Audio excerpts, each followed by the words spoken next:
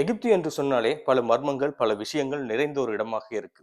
அந்த எகிப்தை பற்றி தொடர்ந்தும் ஆராய்ந்து கொண்டே இருக்கிறாங்க. அந்த எகிப்திய மக்கள் எங்கு போனாங்க, அவங்களுடைய பரம்பரை எங்கு இருக்கிறது என்பது கூட இன்று வரைக்கும் தெரியாமல் இருக்கு. இப்படி இருக்கிற நேரம் எகிப்தில் ஒரு தமிழ் மன்னன் ஆட்சி செய்தார் என்ற ஒரு கட்டுரையை படிக்க கிடைத்தது. இந்த கட்டுரை உண்மையா பொய்யா என்பதற்காக நான் ஒரு சில விஷயம் தேடி பார்த்தேன். அந்த விஷயத்த டக்குன்னு உங்களுக்கு சொல்றேன். கிறிஸ்துக்கு முன் 1336 காலப்பகுதியிலிருந்து 1356 காலப்பகுதியில் எகிப்தை ஒரு மன்னர் ஆட்சி செய்கிறார். அவருடைய பேர் அகே நேத்தன். இவரை பற்றி அதிகமாக தேடும் போது அந்த கட்டுரையில் சொல்லப்பட்ட ஒரு விஷயம், இல்ல நான் தேடி பார்த்த விஷயம் என்னன்னு சொன்னால், ஏக நேத்தன் அல்லது அகே நேத்தன், ஏக்கிய நாதன் அப்படி என்பதுதான் பேர் அப்படின்னு சொல்றாங்க. அல்லது அகே நேத்தன் என்பதற்கு பதிலாக ஏகநாதன் அப்படி என்று பேர் இருக்க வாய்ப்பு இருப்பதாக சொல்றாங்க. இதை நம்பாம இன்னும் கொஞ்சம் தேடி போய் நாம் பார்க்கிற நேரம், அவர் ஒரு ஒற்றை கடவுள் நம்பிக்கையுடையவர். அதாவது கடவுள் ஒருவர் என்ற நம்பிக்கையில் ஒரு மதத்தை வழிபட்டிருக்கின்றார். ஒரு இறைவனை வழிபட்டிருக்கின்றார்.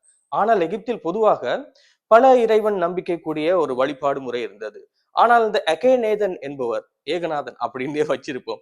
அவர் என்ன செய்திருக்காருன்னு சொன்னா, ஒரு இறைவனை நம்புறார். அவர் வணங்குறது யார் என்று சொன்னால், எந்த இறைவனை வணங்குறார் என்று சொன்னால், சூரியனைத்தான் வணங்குறாரு.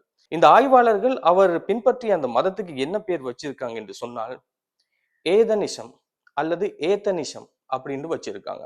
இப்ப சூரியனை தமிழ்ல ஏகன் என்று சொல்லுவோம், ஏதன் என்றும் சொல்லுவோம், ஆதன் என்றும் சொல்லுவோம். ஆனால் இங்கு அவர் வணங்கிய அந்த கடவுளுக்கு பேரும் ஏதனிசம். அவர் சூரியனைத்தான் வழங்கி இருக்கின்றார். அது ஏதனா, ஆதனா அல்லது ஆதவனா, எது என்பதை நீங்க கொஞ்சம் ஆராய்ந்து சொன்னா நல்லா இருக்கும். பார்க்கிறவங்கள சொல்லல, இந்த ஆராய்ச்சியாளர்கள் எல்லாம் இருக்காங்க தானே, தமிழ் தமிழ் தமிழ் அப்படின்னு நாங்க பேசிக் கொண்டிருக்கோம். ஆனால் ஆராய்ந்து அறிவியல் பூர்வமாக ஒரு சில விடயங்களை வெளிக்கொண்டு வந்தால்தான் அதன் உண்மைத்தன்மை தெரியும். நானும் ஒரு சந்தேகத்துல தான் இந்த வீடியோவை போட்டிருக்கேன்.